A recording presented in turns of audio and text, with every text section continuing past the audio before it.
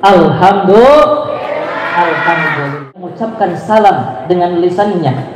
Maka apa sabda Nabi? Illa raddallahu ta'ala alayya ruhi.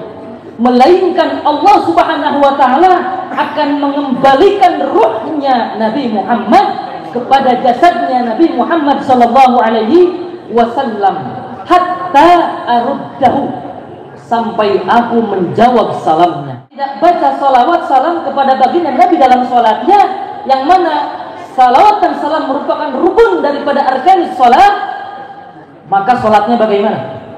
Sah atau batal? Batal. Yang membisikkan kepada manusia itu ada dari golongan jin, ada dari golongan manusia. Manusia yang membisikkan keburukan, mengajak kepada kesesatan, kemaksiatan, berarti siapa? Jin, setan. Ya, sudah fitrah perempuan. Ya, sudah fitrah perempuan. Rasulullah pun memberitahukan kepada Sayyidah Aisyah bahwasanya haid itu adalah fitrah yang Allah ciptakan kepada perempuan. Tidak bisa ditolak, tidak bisa diinginkan. Sehingga apa? Dalam hal ini diberikan kemudahan. Ya, silahkan boleh membaca Al-Quran. Tapi orang yang junub itu pilihan. Betul. Kita mau junub kapan, bisa milih nggak? Bisa. Kecuali mimpi basah tadi. Nggak bisa milih. Sucinya pun bisa kita milih mau kapan, betul.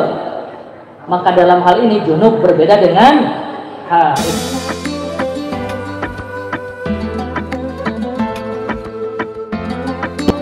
Kenapa yang pertama selalu puji dan syukur kepada Allah?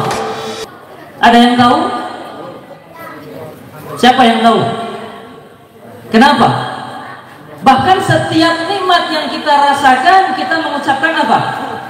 Alhamdulillah. Itu kalau kita bedah maknanya luar biasa. Bahkan dalam Al-Quran sendiri, surah yang pertama tertulis dalam Al-Quran surah apa? Al-Fatihah. Dibuka dengan apa? Basmalah dan juga Alhamdulillahi Rabbil Alamin. Di sini Allah menegaskan alhamdulillah, bahwasanya segala pujian. Bahkan kalau yang pernah pesantren mungkin tahu di sini yaitu lil istighraq, yang berarti mencakup seluruh pujian di alam semesta ini. Bukan hanya lisan kita sebagai manusia, tetapi apa? Tetapi tumbuhan, lautan, pasir, tanah, langit, bahkan alam semesta di galaksi kita semuanya bertasbih, kemudian memuji Allah Subhanahu wa ta'ala. Wa in min syai'in illa yusabbihu bihamdih walakin la ta'lamuna tasbihahum. Tidaklah sesuatu wa ta'ala. Bahkan jangan dikira tumbuhan yang kita anggap tidak bergerak, bahwasanya tumbuhan itu selalu memuji Allah Subhanahu wa ta'ala. Masa kita mau kalah dengan pohon? Masa kita mau kalah dengan kambing? Kambing jangan salah, Bu, Pak. Ya. Mungkin kita mendengar setiap hari apa? Be, ya, be. Tetapi apa? Tetapi ternyata di setiap suara yang dikeluarkan oleh hewan-hewan, semuanya pada hakikatnya apa? Memuji dan bertasbih kepada Allah Subhanahu wa ta'ala. Makanya kita tegaskan dari kalimat pertama, alhamdulillah, segala puji lillah. Lillah yang berarti apa? Lam lil milki, kepemilikan, lil istihqaq, yang berhak menerima pujian ini dan yang memiliki segala pujian ini hanyalah Allah Subhanahu wa ta'ala. Makanya perlu dikoreksi, ya, kalau ada MC masih mengatakan segala puji hanya bagi Allah, hanya bagi Allah. Coba perhatikan, bagi, ya, siapa yang membagi? Biasanya orang yang membagi pasti dia orang yang punya, betul? Kita nggak mungkin membagi, kita nggak mungkin ngasih kalau kita nggak punya, betul? Tetapi apa kalimat di sini? Segala puji bagi Allah. Pantaskah kita seperti itu? Siapa kita? Hamba Allah. Siapa kita? Al-fuqara ilallah.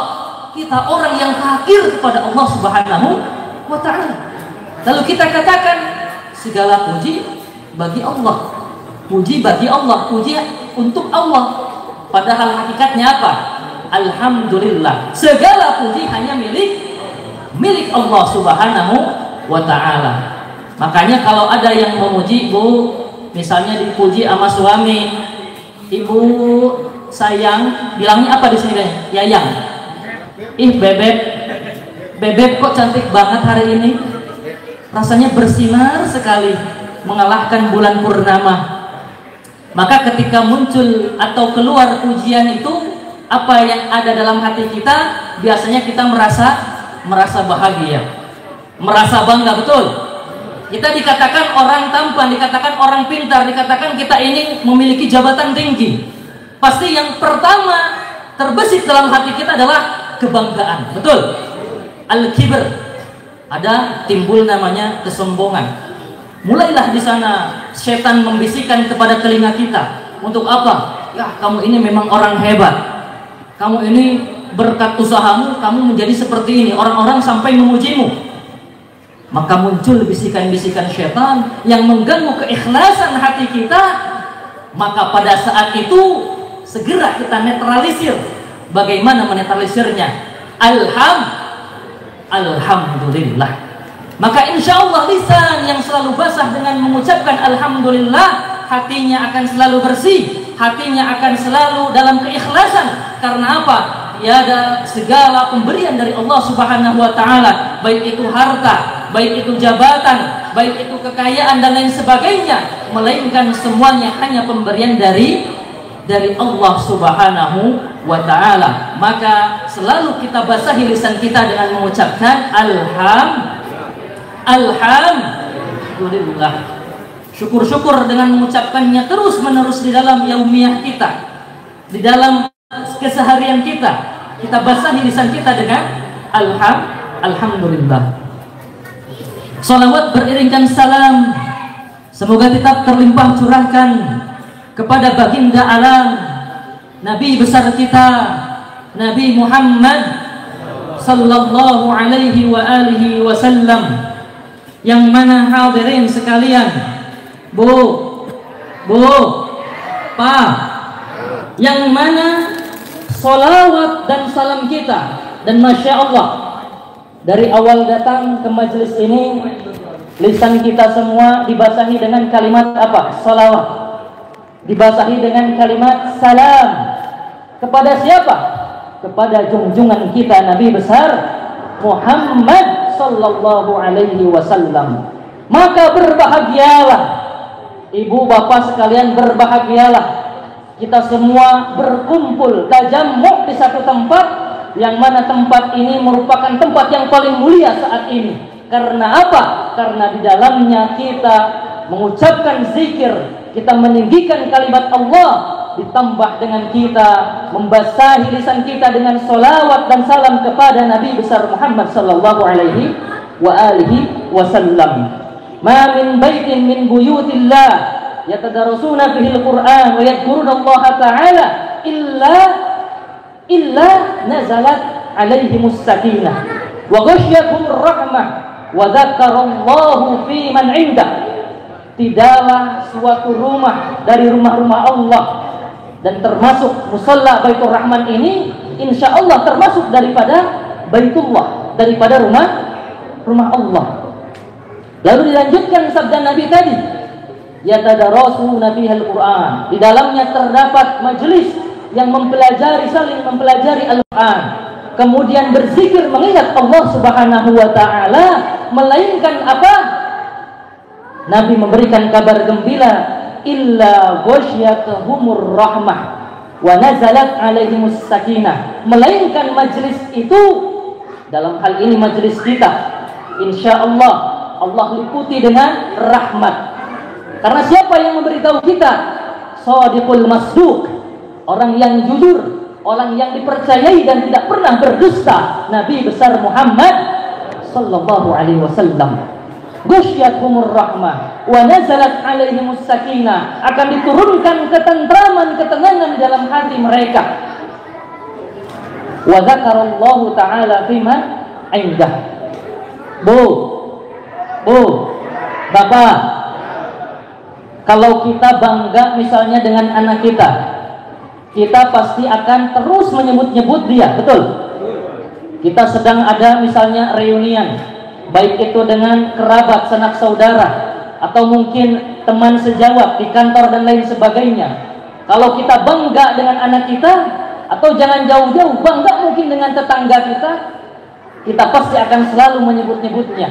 Kita pasti akan selalu mengingatkan orang-orang, oh ini loh anak saya, ini loh misalnya kerabat saya.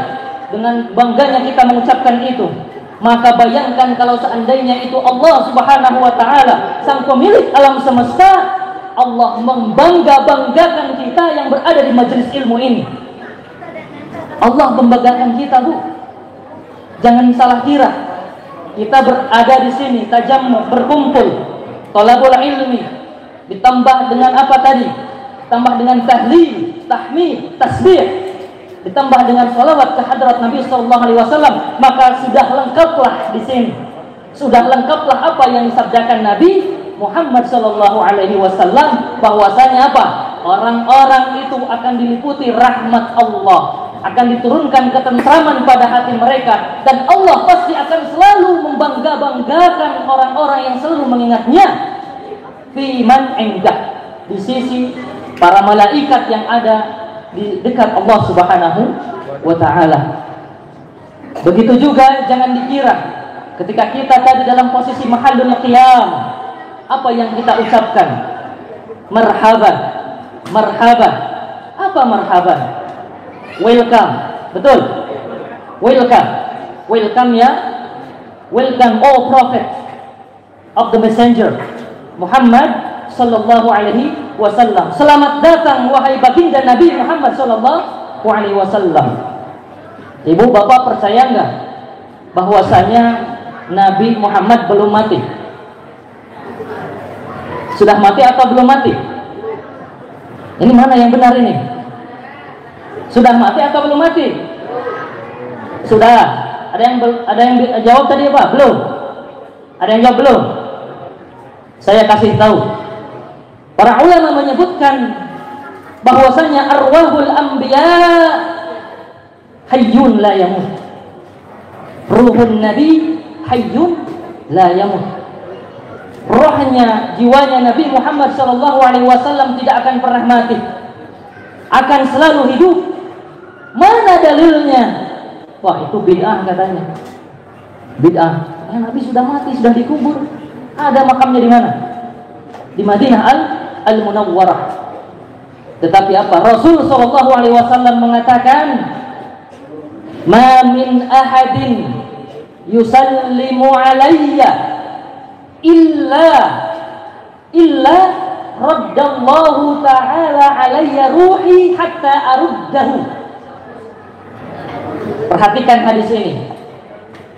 Tiadalah atau tidaklah seseorang dia mengucapkan salam, menyampaikan salam, assalamu alayka ya Rasulullah, assalamu alayka ya Nabi Allah, assalamu alayka ya Nurul Ain. Dia mengucapkan salam dengan lisannya. Maka apa sabda Nabi? Illa raddallahu ta'ala alayya ruhi. Melainkan Allah Subhanahu wa ta'ala akan mengembalikan ruhnya Nabi Muhammad kepada jasadnya Nabi Muhammad sallallahu alaihi wasallam hatta aruddahu, sampai aku menjawab salamnya. Sampai aku menjawab salamnya. Saya sekarang mau nanya, yang salam kepada baginda Nabi apakah di Baitur Rahman saja? Yang salam kepada Nabi di Baitur Rahman saja atau ada lagi di tempat lain? Banyak. Seluruh dunia semuanya mengucapkan salawat dan salam kepada baginda Nabi Muhammad sallallahu alaihi wasallam. Bahkan paling minimal seseorang itu mengucapkan salam di dalam salatnya. Ketika apa? Tasyahhudul awal wa tasyahhudul akhir. Paling minimal. Orang tidak baca salawat salam kepada baginda Nabi dalam salatnya, yang mana salawat dan salam merupakan rukun daripada arkanis salat, maka salatnya bagaimana? Sah atau batal? batal sholatnya, tidak diterima oleh Allah Subhanahu wa ta'ala. Coba kita tafakuri. Kita mengucapkan salam di sini. Di belahan dunia lain banyak umat muslim mereka mengucapkan salawat dan salam kepada baginda Nabi Muhammad SAW. Kalau kita lihat perputaran dunia, mungkin pernah mendengar ada astronot ketika dia berada di luar angkasa, kemudian mengelilingi bumi, tidak pernah henti-hentinya atau mendengar suara azan. Karena apa? Ketika dia maju ke wilayah barat, terdengar suara azan. Berpindah ke wilayah timur, terdengar suara azan. Dan itu terus sahut menyahut tiada henti. Berarti waktu sholat tidak pernah berhenti, meskipun hanya 1 saat saja. Kita sekarang mungkin belum waktu sholat, tapi di daerah lain misalnya, di Mesir mungkin, di Saudi Arabia, di Amerika, mungkin sekarang sedang masuk waktu sholat. Maka apa yang dibacakan oleh orang-orang yang sholat tadi? Khususnya tasyahud akhir saja. Apa? Apa? Ayo sebutkan. Salawat.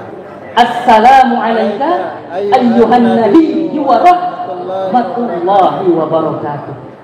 Assalamu alayka. Ini coba kita ketahui artinya. Assalamu, keselamatan, kesejahteraan, alaika, kepada engkau, kepadamu. Sekarang kalau saya bilang kamu kepada orang yang nggak ada, sesuai nggak? Kamu ini orangnya nggak ada. Hah? Bisa dikatakan orang gila mungkin, ngomong sendiri. Kamu orangnya nggak ada. Tetapi apa dalam redaksi sholat?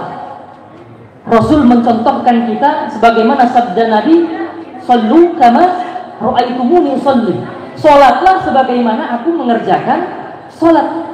Dalam ibadah haji juga, dalam sunnah fi'liyahnya, khudhu anni manasikakum. Ambillah oleh kalian tata cara manasikku, tata cara bagaimana saya melakukan umrah. Maka semua ibadah yang disyariatkan di dalam Al-Quran, ketika tidak ada penjelasan detailnya, maka di sanalah peran sunnah Nabi Muhammad SAW yang kita kenal dengan hadis. Betul? Hadis. Yang mana sunnah itu ada sunnah qauliyah, ada sunnah fi'liyah, ada sunnah takririyah. Bahkan sunnah fi'liyah tersendiri itu terbagi lagi. Ada sunnah fi'liyah yang sifatnya jibilliyah, ada yang sifatnya adiyah, ada yang sifatnya ibadah. Kalau kita lihat Nabi Muhammad SAW, beliau makan tidak? Makan enggak? Minum enggak? Pergi ke pasar enggak? Pergi. Nah, itu yang disebut dengan fi'liyah jibilliyah, yang mana itu merupakan tabiat manusia. Nabi sebagai hakikatnya beliau bashar, manusia. Nabi makan, Nabi butuh minum, Nabi butuh tidur, Nabi perlu menikah. Tetapi apa? Tetapi di dalam tata caranya, maka di sanalah sunnahnya. Nabi makan, oke. Makannya itu adalah jibiliyah, yang mana masuk dalam kategori mubah. Ya boleh. Manusia makan, boleh. Makan apa? Halal atau haram? Tergantung apa yang dimakan. Ya, kalau makannya daging babi, berarti halal. Halal. Kalau dimakannya kelaparan mau mati di hutan. Tapi kalau dalam keadaan kita banyak makanan, ada daging babi disediakan, bahkan mungkin ada yang ngirim kepala babi, ya, di sate, di barbeque, dimakan, itu baru haram. Yang dilihat apa? Tata cara Nabi. Nabi sebelum makan mengucapkan apa? Doa. Bismillahirrahmanirrahim. Atau kita kenal dengan doa apa? Allahumma barik lana fima razaqtana wa qina adzabannar. Nabi mencontohkan kita ketika sebelum makan maka berdoalah. Kalau lupa berdoa maka mengucapkan bismillahi awwaluhu wa akhiruh. Bahkan hal-hal sepele pun Nabi selalu mencontohkan. Buang air itu tidak ada hukumnya. Ya, kita pergi, mohon maaf, kencing, BAB, tidak ada hukumnya. Tapi yang menjadi hukum sunnahnya apa? Tata cara beliau apa? Ketika melaksanakan itu. Nabi ketika masuk ke toilet misalnya, ya, maka beliau melangkahkan kaki kiri terlebih dahulu. Sebelumnya membaca doa apa? Allahumma inni a'udzubika minal khubuth wal khaba'ith. Apa artinya? Ya Allah, aku berlindung kepadamu dari gangguan apa? Jin, ya. Baik itu golongan jin laki-laki ataupun jin perempuan. Maka jangan heran. Di sini saya ingin tahu, ada nggak yang sebelum buka baju celana sempak, ya, itu baca doa dulu nggak? Saya jamin banyak yang baca doa. Ada baca doa nggak? Hah? Astagfirullah. Bu, ibu, bu, sambil makan. Pak, baca doa nggak pas buka baju? Insyaallah. Astagfirullah.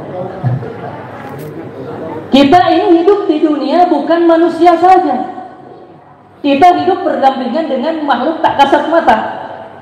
Siapa itu? Ada jin, ada Malaikat. setan jin atau manusia? Jin. Hah? Kata siapa? Setan jin atau manusia? Jin. Dalam surah An-Nas apa? Minal jin nati wan nas. Yang membisikkan kepada manusia itu ada dari golongan jin, ada dari golongan manusia. Manusia yang membisikkan keburukan, mengajak kepada kesesatan, kemaksiatan, berarti siapa? Jin, setan, ya, setan. Tapi ala kulli hal ulama berbeda pendapat dalam hal ini. Apakah setan itu sifat amil zat? Apakah setan itu sifat atau zat? Ada yang mengatakan bahwasanya setan itu adalah sifat keburukan. Ketika dia mengajak orang lain berbuat kemaksiatan, maka pada hakikatnya dia itu adalah setan. Jadi kalau ada yang mau hadir ke majelis Maulid Nabi, lalu ada tetangga ibu, tetangga bapak bilang gini, ngapain datang? Mending di rumah aja, mending rebahan aja nonton HP, ya, nonton YouTube atau nonton TV. Maka sejatinya dia sedang membisikkan apa? Kemaksiatan, keburukan. Bisa dibilang setan enggak? Setan lu. Setan lu.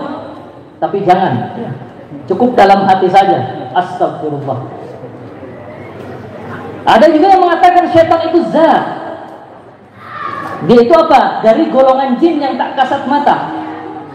Sebagaimana iblis juga merupakan dari golongan jin. Dalam surah Al-Kahfi apa? Kana minal jinni fafasaq. Bahwasanya iblis itu adalah dari golongan jin, tetapi dia fasaqo. Apa fasaqo? Fasik. Apa itu fasik? Kharijun anit ta'ah. Keluar daripada ketaatan. Maka tatkala kita keluar dari ketaatan, keluar daripada rel-rel syariat, maka pada hakikatnya kita ini orang fasik. Kita mengaku Islam, betul? Muslim bukan? Beriman enggak? Beriman. Tapi kita enggak sholat. Itu kafir atau fasik? Fasik. Ada yang enggak sholat tapi dia tidak meyakini itu wajib. Itu fasik atau kafir? Kafir. Jadi perlu dibedakan di sini. Makanya perlu kita antisipasi, perlu kita counter, kita lawan paham-paham radikal saat ini. Karena apa? Dikit-dikit kafir, dikit-dikit sesat lu, dikit-dikit masuk neraka. Luar biasa. Kalau kita baca dalam Al-Quran, laqad ja'akum rasulun min anfusikum azizun 'alaihi ma 'anittum harisun 'alaikum bil mu'minina raufur rahim. Di dalam ayat ini Allah menjelaskan bagaimana Nabi SAW dengan keluhuran akhlaknya, wa innaka la'ala khuluqin 'adzim, dan sesungguhnya engkau Muhammad benar-benar memiliki sifat, perangai, karakter, akhlak yang begitu agung dan mulia. Bagaimana tidak? Rasul sallallahu alaihi wasallam adalah seorang manusia biasa yang pertamanya. Lalu Allah turunkan wahyu kepada Nabi Muhammad sallallahu alaihi wasallam. Terpilihnya beliau sallallahu alaihi wasallam menjadi baginda Nabi, menjadi rasul utusan Allah Subhanahu wa taala. Maka Rasulullah yang memiliki hati yang bersih. Bahkan dalam riwayat Rasul pernah mengalami pembedahan dada, dibersihkan hatinya oleh malaikat Jibril. Yaitu yang pertama ketika apa? Yang pertama ketika masa kecilnya, ketika bersama Halimatus Sa'diyah, yaitu ibu yang menyusui Rasulullah Sallallahu Alaihi Wasallam. Yang mana pada saat itu ketika Halimatus Sa'diyah ketika mengasuh Rasulullah SAW yang pada saat itu masih kecil, beliau kaget melihat Rasulullah dibawa oleh seseorang, kemudian dibelah dadanya, kemudian dibersihkan hatinya. Maka yang pada awalnya Halimatus Sa'diyah ini adalah orang yang sama sekali tidak mau kehilangan baginda Nabi. Pada saat itu Halimatus Sa'diyah langsung menyerahkan kembali Rasulullah Sallallahu Alaihi Wasallam kepada keluarganya. Karena apa? Jadi hamba Allah yang terpilih. Allah turunkan wahyu kepadanya. Bahkan wahyu itu sendiri memiliki berbagai derajat, beberapa derajat tata cara bagaimana sampainya wahyu kepada Nabi Muhammad Sallallahu Alaihi Wasallam. Bu, Pa, wahyu, tahu wahyu? Siapa wahyu? Bukan wahyu ini. Wahyu adalah apa? I'lamullahi ta'ala liman istafahu min ibadihi bitariqatin khafiyyatin sari'ah. Dalam kitab Ulumul Quran karangan Syekh Nuruddin Iqar, beliau menjelaskan definisi ta'rif daripada wahyu, yaitu pemberitahuan kabar dari Allah Subhanahu wa taala. Kepada siapa? Kepada hambanya yang terpilih. Bitariqatin khafiyyatin syariah, dengan tata cara yang samar dan juga cepat. Ya.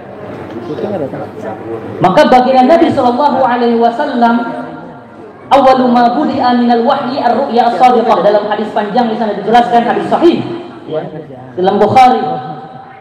Pada saat pertama kali wahyu itu datang kepada baginda Nabi sallallahu alaihi wasallam berupa apa?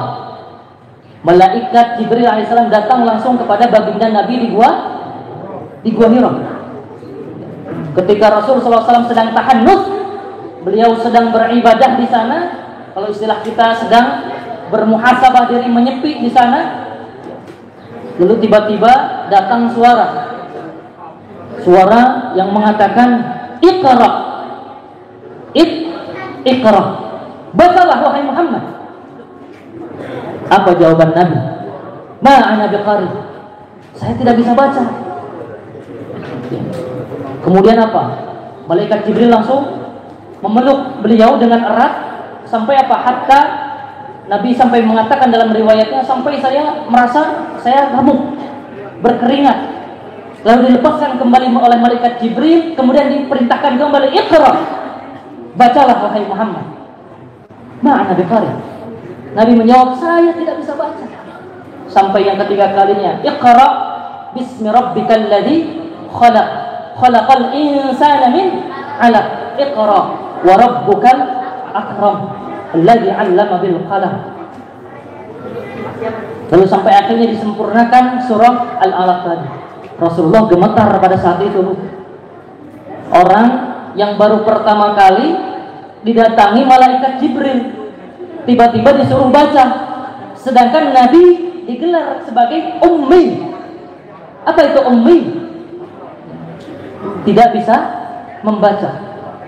Meskipun kalau dalam hal ini terjadi perdebatan antara ulama, Rasul itu bisa baca atau tidak.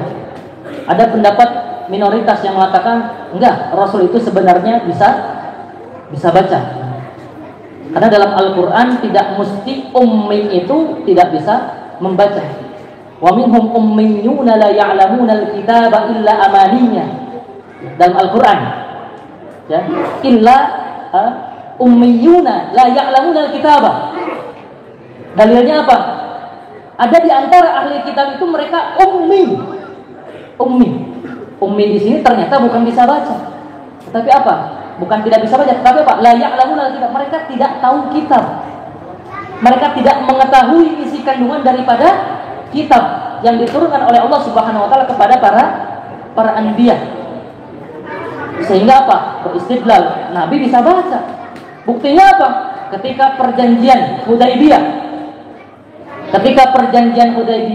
Bu, Pak, pada saat itu di mana Rasulullah bersama kaum muslimin ketika mereka sudah hijrah ke Madinatun Nabi, lalu mereka ingin melaksanakan haji dan umrah, mereka dihadang oleh kaum kafir Quraisy.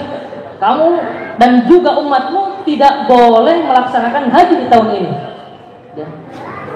Itu seandainya kalau Nabi temperamental, ya, langsung apa? Menyuruh sahabatnya untuk perangi, bunuh mereka, lawan mereka. Tetapi apa? Nabi dengan kelembutan hatinya menerima akhirnya perjanjian, yaitu perjanjian Hudaybiyah.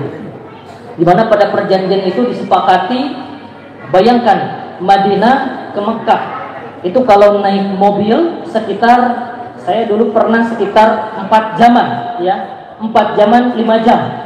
Dan pada saat itu bukan naik kendaraan, Bu, Pak. Pada saat itu naik apa? Naik unta. Yang punya unta naik unta. Yang punya keledai naik keledai. Yang nggak punya kendaraan, mereka jalan kaki.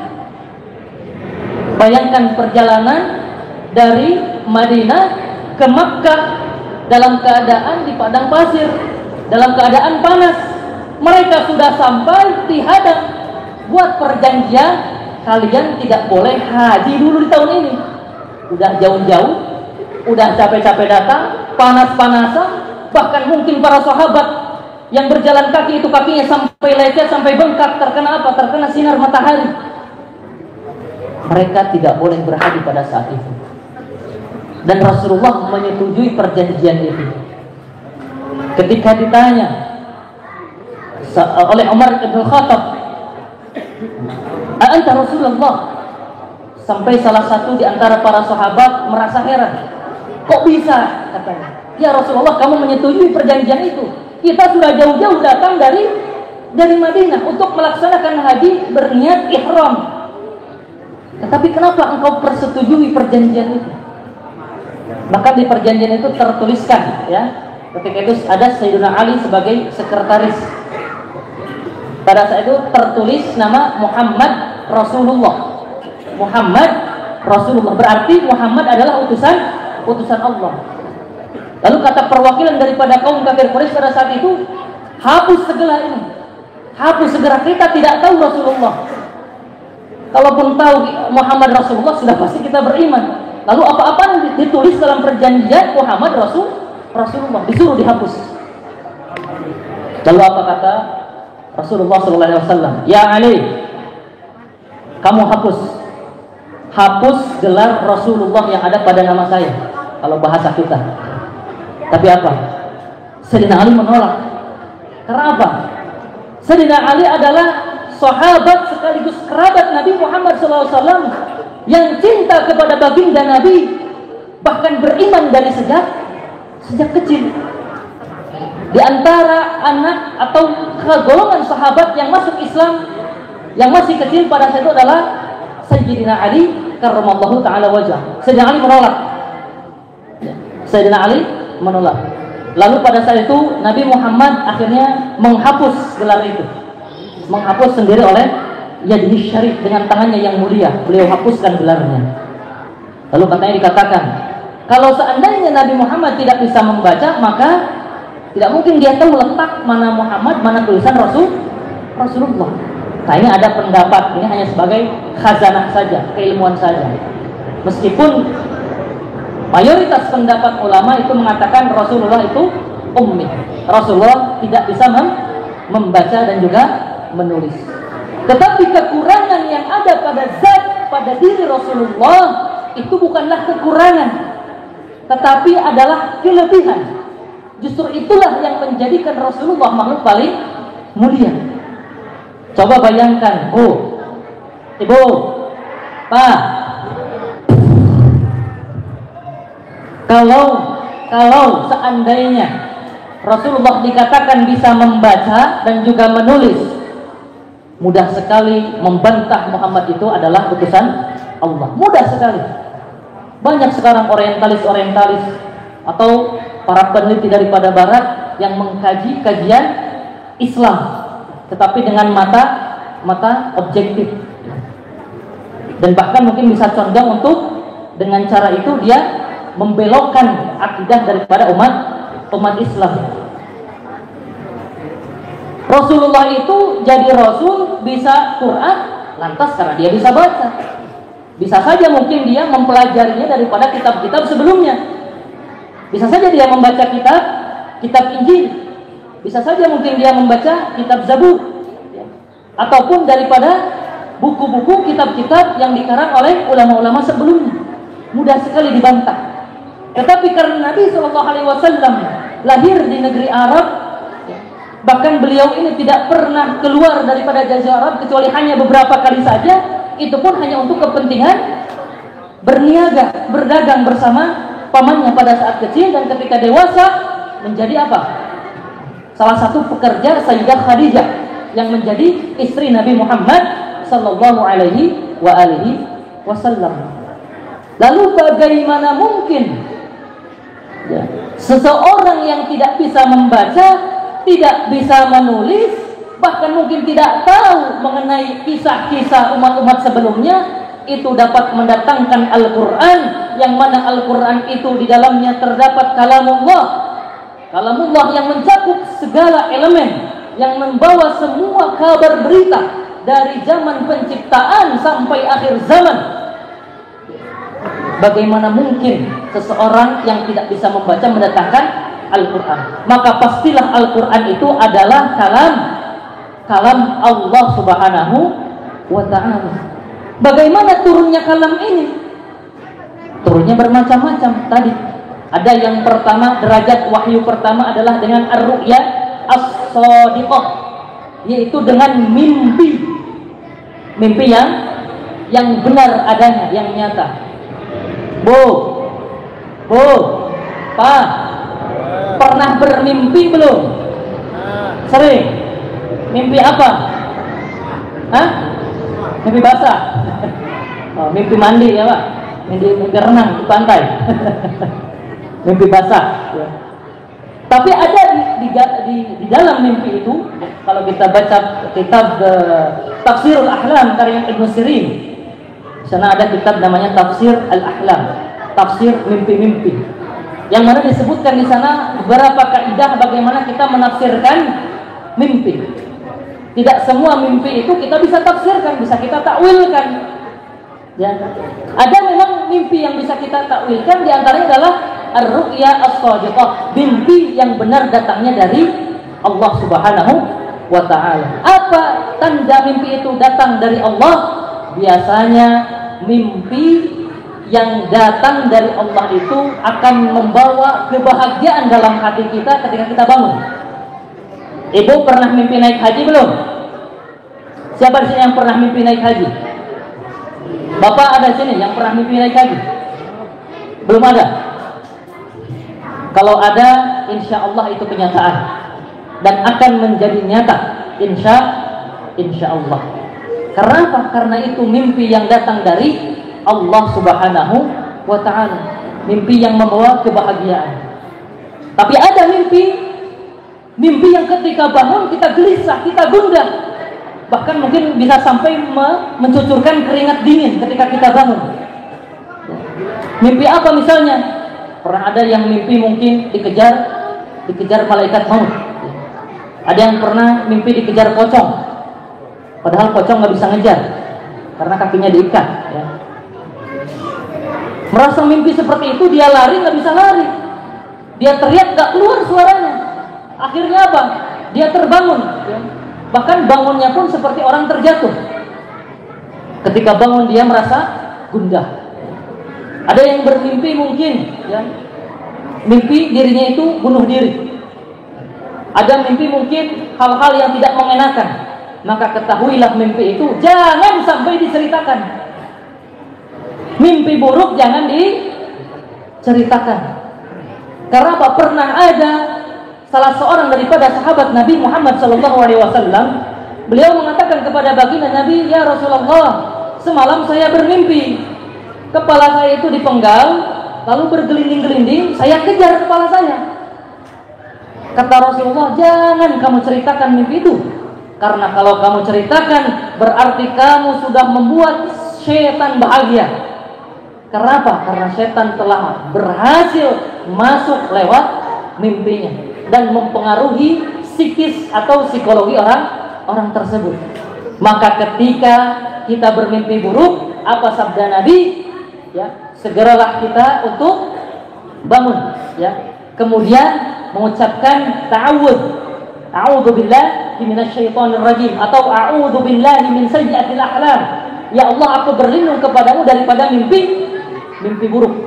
Lalu hendaknya dia meleret ke kiri, kemudian dia yanfus. Apa yanfus? Apa? Meludah. Tapi bukan meludah keluar dahak semua. Di sini mungkin ibu-ibu mimpi buruk, di pinggirnya suami. Pas bangun, astagfirullahaladzim, a'udzubillah, tuh. Suaminya kena ludah semua, ya. Bukan seperti itu. Tapi hanya isyarat saja. Isyarat. A'udzubillahi min sayyi'atil ahlam. Isyarat. Ya. Dia mengeluarkan sedikit napas. Ya. Dia berlindung kepada Allah Subhanahu wa ta'ala. Lalu kalaulah dia mungkin posisi tidur sebelumnya terlentang, maka rubah posisi tidurnya sebagaimana yang disunahkan oleh Nabi. Dia terlentang berarti jadi berbaring, ya. Atau apa? Ke pinggir, ya.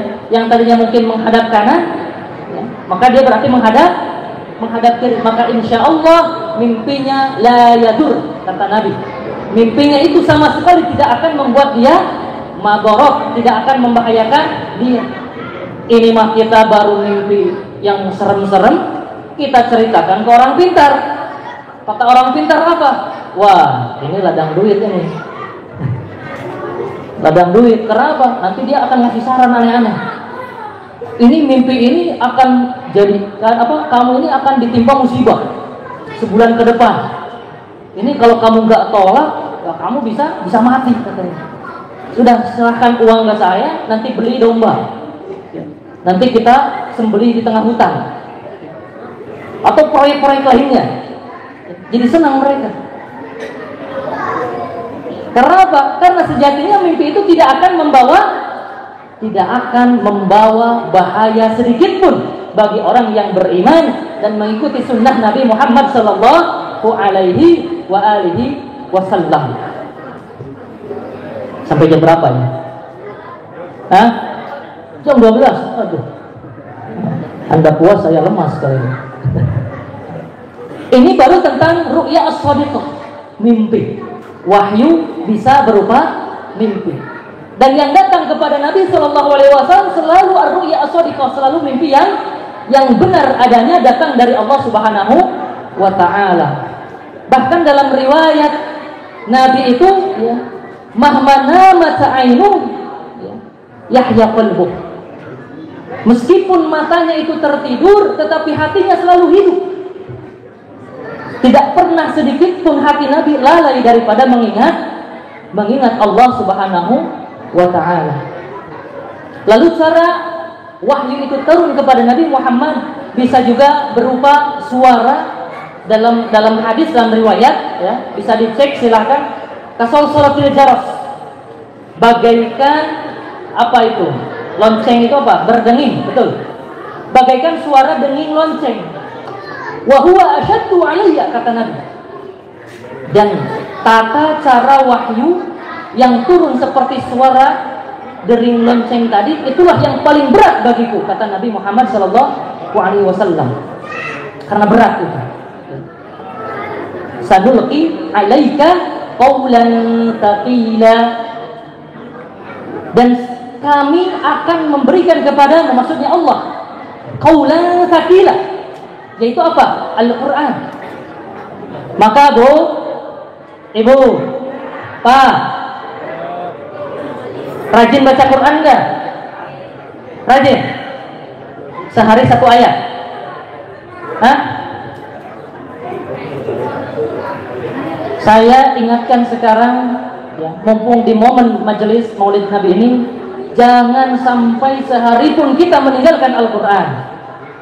Jangan sampai sehari pun kita meninggalkan Al-Quran. Karena apa? Al-Quran itu adalah petunjuk Allah Subhanahu wa Ta'ala. Ibu, bapak, kalau misalnya punya alat elektronik, punya motor, punya mobil, ada biasanya panduan manual, betul? Berbentuk buku di sana, panduan manual.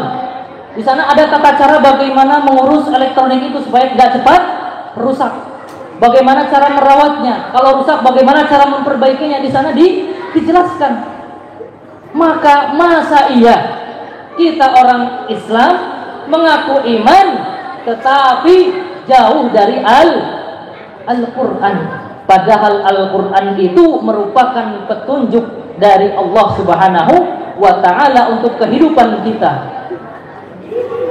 Sebagaimana Nabi, mataraktu, ya, saya tidak meninggalkan setelahku min ba'di, katanya. Yang mana kalau seandainya kalian memegang itu, lan tadillu abadah, kalian tidak akan pernah tersesat. Yaitu apa? Al-Quran atau kitabullah dan juga hadis Nabi Sallallahu Alaihi Wasallam. Maka usahakanlah setiap hari kita baca Al-Quran. Paling tidak kalau malas baca berapa? 1 ayat lah. Jangan sampai hari itu gersang, hati kita gersang, tidak ada cahaya yang masuk ke dalam hati kita. Maka ketahuilah orang yang sudah ta'alluq, bergantung hatinya kepada Al-Quran, tidak akan pernah dia merasa kesepian, tidak akan pernah dia merasa gundah, tidak akan pernah dalam hatinya merasa putus asa. Karena apa? Karena dalam hatinya Allah titipkan Al-Quran. Maka baca. Syukur-syukur kalau dibaca dengan maknanya, dengan tafsirnya. Jangan hanya sekedar membaca saja. Itu sudah betul. Membaca Al-Quran sudah betul. Tapi alangkah baiknya memahami maknanya. Karena apa? Karena dengan membaca saja kita tidak paham artinya sudah menjadi nilai ibadah. Betul? Betul tidak? Baca hadis ibadah enggak? Betul. Kata siapa? Baca hadis ibadah enggak? Ya, qala Rasulullah sallallahu alaihi wasallam, "Man kana yu'minu billahi wal yawmil akhir falyu'min jarah." Nilai ibadah enggak ada nilai ibadah. Satu-satunya yang tidak perlu diniatkan ibadah tapi ketika dilakukan nilainya jadi ibadah adalah membaca Al-Quran. Mana dalilnya? Ada definisi ulama. Al-Quran itu adalah kalamullah ta'ala al-munazzal ala nabiyyi Muhammad sallallahu alaihi wasallam, al-maktub fil masahib, al-manqul bit tawatur, wa qira'atuhu ibadah.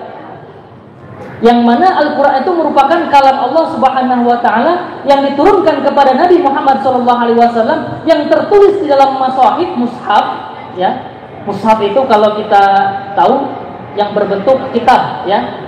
Di sini ada mushaf, ya. Mushaf yang terdiri dari 2 jilid. Ulama mengatakan baina daffatay al-kitab, antara 2 jilid, ya. Lalu kalau di HP itu Quran bukan? Kita ada Quran namanya Quran Android, betul? Kalau kita pegang dalam keadaan tidak berwudu, itu boleh nggak? Pegang Al-Quran, tapi bentuknya mobile, HP, tidak berwudu, boleh nggak? Kata siapa boleh? Kata saya. Ya. Kalau kita melihat ke definisi ini, al-maktub fil masahib, yang disebut dengan Al-Quran adalah ketika dia tertulis dalam mushaf berbentuk kitab di antara 2 jilid, maka itu mushaf. Maka ketika itu mushaf, maka turunlah hukum-hukum aturan bagaimana kita melakukan atau memperlakukan mushaf, membacanya harus dengan berwudu, memegangnya harus dalam keadaan suci. Bahkan ulama Syafi'iyah sampai mengatakan, kalaulah seandainya di meja ini ada Quran, kita tidak dalam keadaan bersuci, maka tidak boleh kita memegang meja tersebut. Saking apa? Saking memuliakannya Al-Quran, kalamullah. Lalu ada pendapat Syekh Ali Jumu'ah. Beliau adalah mufti Mesir, ya, mantan mufti Mesir dan ulama besar. Yang alhamdulillah Allah memuliakan saya pada saat itu ketika kunjung ke Mesir sempat bertemu beliau. Karena kebetulan tesis saya atau riset saya adalah tentang pemikiran beliau. Saya sempat ketemu meskipun hanya beberapa saat saja, beberapa waktu saja. Karena beliau ulama besar, orang sibuk, ya, di pemerintahan aktif, di keulamaan juga beliau adalah salah seorang mahaguru di Al-Azhar. Ya. Ketemu beliau, masya Allah luar biasa, meskipun hanya sebentar, tetapi terdapat cahaya di sana. Cahaya seorang ulama, seorang ahli ibadah. Dalam fatwa beliau pernah mengatakan, bagi orang atau perempuan, ya, khususnya perempuan, misalnya perempuan itu dalam keadaan haid, dalam keadaan haid, men, ya, datang bulan. Sempat ditanyakan bagaimana, ya Syekh, ada perempuan dia itu hafizah Quran, hafal Al-Quran, atau ada perempuan dia itu guru TPQ, seperti di sini ada, ya. Mungkin ada ustazah di sini yang masih muda, ya, yang mana dia tidak bisa meninggalkan pekerjaannya mengajarkan Al-Quran. Itu bagaimana kalau saya datang, murid saya tidak ada yang ngajar dan tidak ada guru lain yang mengajarkan Al-Quran. Lalu bagaimana yang hafid Al-Quran, yang hafal Al-Quran? Perempuan dalam keadaan haid itu bisa saja 7 hari mungkin, ya, atau paling lama berapa, 15 hari dia tidak membaca Al-Quran, tidak menyentuh Al-Quran, bisa-bisa hilang hafalannya. Bagaimana pendapat Syekh Ali Jumu'ah? Beliau memberikan solusi, memberikan fatwa. Kalaulah halnya seperti itu, maka iqra' min mobail, baca aja di HP katanya. Karena apa? Karena yang dimaksud dengan Al-Quran di sini adalah al-maktub fil masahif, yang tertulis dalam mushaf. Dalam HP itu tidak tergolong sebagai al-mushaf, sehingga tidak berlaku padanya hukum-hukum memperlakukan mushaf. Di antaranya adalah bersuci atau dalam keadaan suci, itu dalam haid. Kalau junub boleh nggak? Nah, kalau junub lain lagi halnya, hukumnya. Orang haid itu pilihan dia atau bukan? Hah? Pilihan. Ada yang mau, saya mau haid hari ini, nggak ada kan? Haid itu sudah fitrah perempuan, ya, sudah fitrah perempuan. Rasulullah pun memberitahukan kepada Sayyidah Aisyah bahwasanya haid itu adalah fitrah yang Allah ciptakan kepada perempuan, tidak bisa ditolak, tidak bisa diinginkan. Sehingga apa?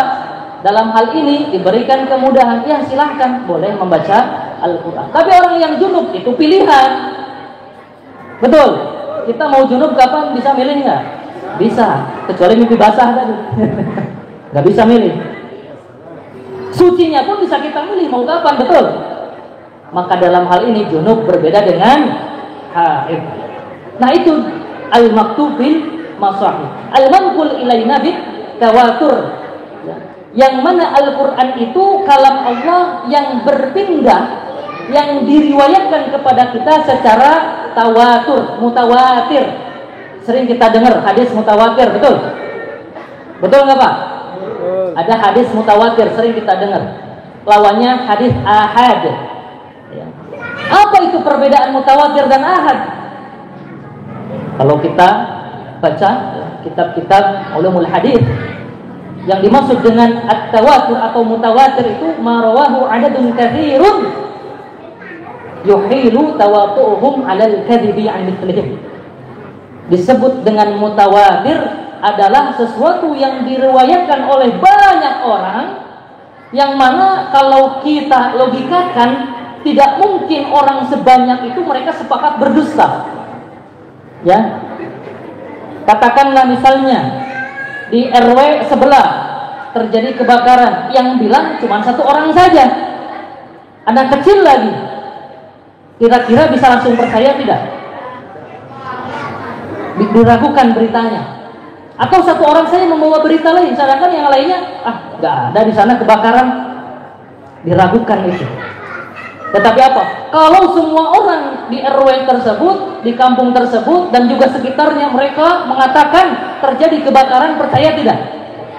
Karena nggak mungkin semua orang se-RW itu, kelurahan itu, atau mungkin sekabupaten itu semuanya berdusta, sepakat berdusta. Nah itu yang disebut dengan mutawatir.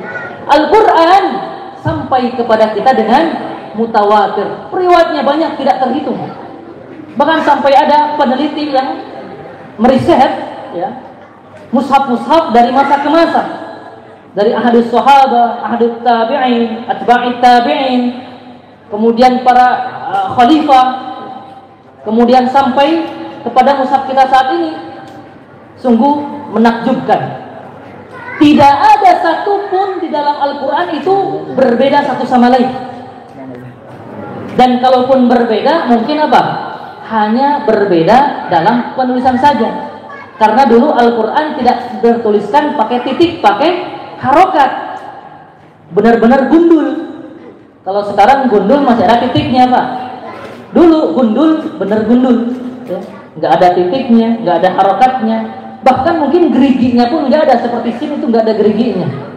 Disempurnakan oleh para ulama sehingga menjadi mushaf sampai saat ini. Al-Quran dituliskan dengan mutawatir dan membacanya adalah ibadah. Ini menjadi kekhususan daripada Al-Quran. Kalau hadis tidak otomatis menjadi ibadah membacanya, tetapi kalau kita niatkan untuk memahami sunnah, memahami hadis, beribadah, maka itu jadi ibadah. Tapi kalau nggak ada niat, nggak ada nilai ibadah. Al-Quran tidak kita niatkan sudah bernilai ibadah. Maka semoga ya pada malam hari ini dengan kita menghadirnya Maulid Nabi Sallallahu Alaihi Wasallam menjadikan keimanan kita bertambah. Amin. Ya, semangat kita dalam ibadah juga meningkat. Amin. Jangan lagi malas-malasan, jangan lagi malas kita untuk sholat, jangan malas untuk membaca Al-Quran. Adik-adik jangan malas untuk menimba ilmu. Ya, harus semangat dan juga rajin. Ya. Wa mal hayatud dunya illa mata'ul ghurur. Hadirin, Bu, Pak. Ya. Sebelum ditutup dengan doa, ada orang menutup dengan beatbox. Ada orang menutup dengan beatbox. Ini hanya oleh-oleh saya saja, hadiah saja ya. Bagi yang sudah ngantuk ya. Karena khawatir kalau gak dihibur nanti ditinggal sama kawannya sampai subuh tidur di masjid ya.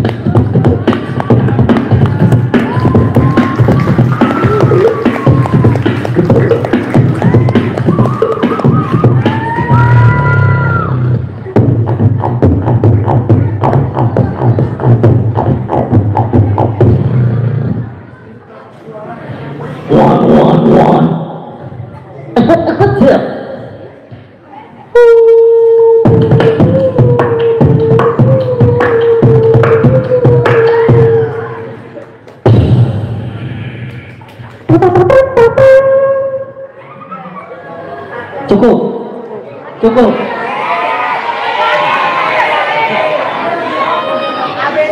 Ini kalau nambah lagi nambah amplop ini.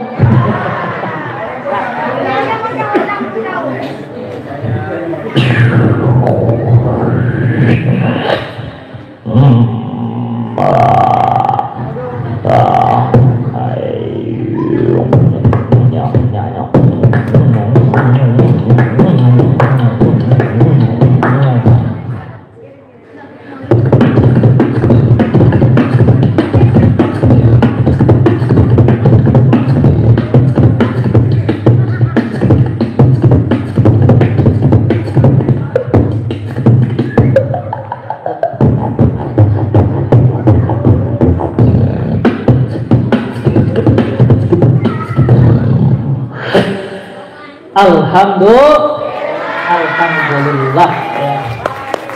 Jadi kalau ada beatbox ya, itu gak perlu lagi kita bawa banyak rebana ya. Sholawat cukup satu orang saja, musiknya satu orang saja ya. Untuk menghemat biaya ya. Oke, hadirin rahimakumullah, maka dengan sudah menunjukkannya sekarang pukul 10:30 kurang, saya mengakhiri khutbah saya, ceramah saya pada malam hari ini. Waqad yurja lidar'i sayfi bur'un wala yurja liman sayful lisan.